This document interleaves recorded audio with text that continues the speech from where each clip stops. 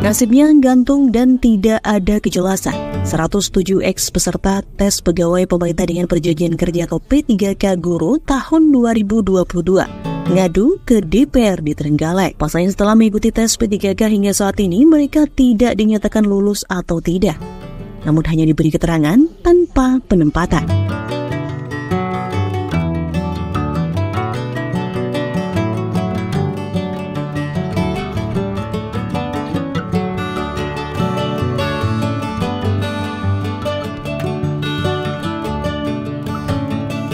Berdasarkan keterangan perwakilan P3K tanpa penempatan menyampaikan, setelah mengikuti tes P3K tahun 2022 lalu, nasibnya bersama rekan-rekan sekitar 107 orang tidak jelas. Ia dan rekan-rekannya diberi status tanpa penempatan, namun tidak ada kata-kata lulus atau tidak lulus. Sehingga ia juga bingung dengan status yang tidak jelas itu. Bahkan hingga saat ini juga belum ada perkembangan lebih lanjut terkait hal ini.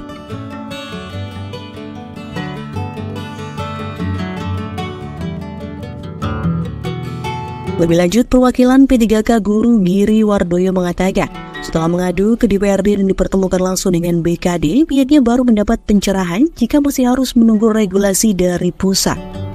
Ia juga menyadari jika pengangkatan ASN itu juga harus dilakukan seleksi.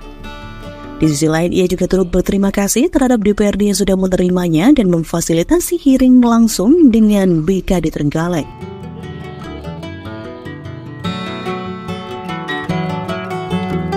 Kami datang ke Dewan ini memang sengaja secara formal, bahwasanya tujuannya untuk memperjuangkan nasib kami yang masih status tanpa penempatan di P3K 2022. Tadi sudah hearing dengan UPD dan Dewan, bahwasanya menunggu regulasi yang turun dari Kemendikbud. Dan kami sadar bahwasanya memang regulasi itu semuanya harus dilaksanakan. Jenengan itu status tesnya bagaimana, Pak?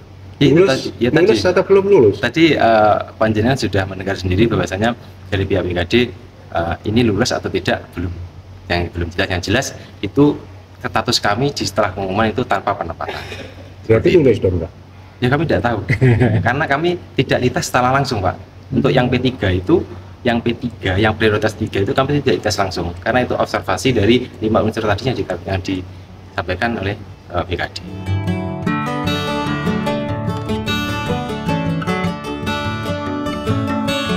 Giri juga menambahkan saat menjalani tes P3K pada tahun 2022 lalu, ia bersama rekan-rekannya juga tidak dites secara langsung.